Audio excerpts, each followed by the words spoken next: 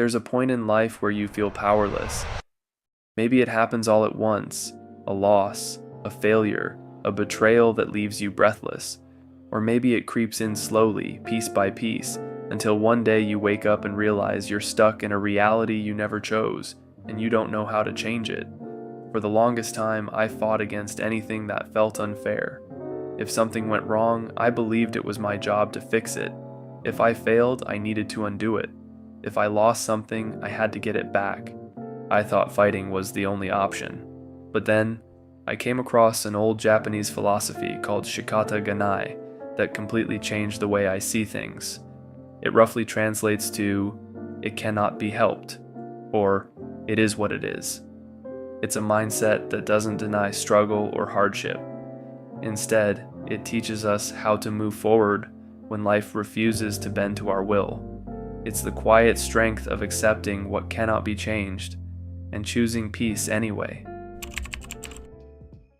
We live in a world that worships control. Every self-help book, every motivational speech, every hustle culture mantra tells us that if we just work hard enough, push long enough, force things to go our way, we can have the life we want.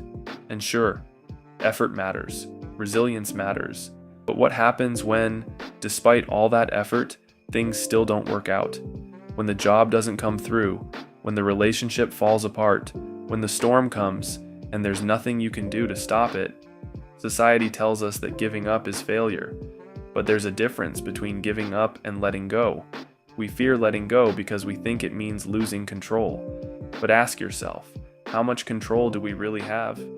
Have you ever clenched your fists so tightly around something, only to realize that it was never truly in your grasp to begin with? We struggle with acceptance because we mistake control for security. But real security doesn't come from controlling everything. It comes from knowing you'll be okay even when you can't. This philosophy isn't about passivity. It's not about resigning yourself to misery or pretending nothing matters.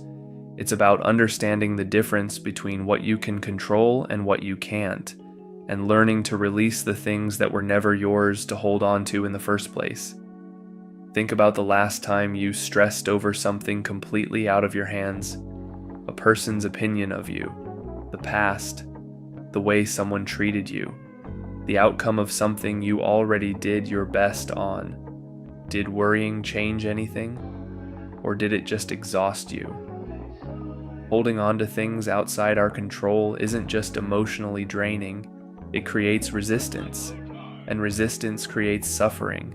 That's why people who grasp onto control the hardest are often the most anxious, the most restless, the most frustrated with life. They're fighting against something immovable. But what if, instead of pushing harder, you just let go?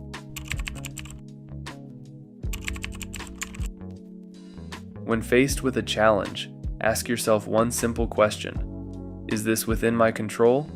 If the answer is yes, act on it. Change what you can. Do what needs to be done.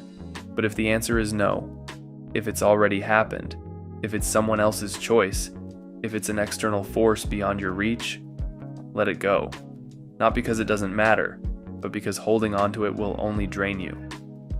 There's a reason ancient Stoic philosophers preached the same idea centuries ago. You have power over your mind, not outside events. Realize this, and you will find strength. It's not about being indifferent to life. It's about knowing where to place your energy. When you resist reality, you suffer twice, once from the event itself, and once from the emotional struggle of wishing it were different. Acceptance doesn't mean you have to like what's happening. It just means you acknowledge it as real. And once you stop fighting reality, you make space to actually live in it. Think of a river. Water flows around obstacles. It doesn't fight them. It moves with the current instead of against it. When you learn to embrace what is, instead of obsessing over what should be, life becomes lighter. Sometimes true strength isn't pushing harder. It's knowing when to stop, when to walk away, when to accept that some things, no matter how much we want them to, are not ours to change. But that doesn't mean we have to be bitter.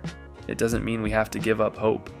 It just means we shift our energy toward what truly matters: our growth, our resilience, and our ability to move forward, even when life doesn't go as planned. Think about the strongest people you know. Are they the ones constantly fighting, or the ones who have learned to carry peace within themselves, even in chaos? Strength isn't just about pushing through, it's about knowing when to surrender. And surrender, in the right moments, is the most powerful thing you can do. The world tells us that control is the key to happiness, but maybe happiness isn't about control at all. Maybe it's about flow, about knowing when to hold on and when to release, about choosing peace in the face of uncertainty.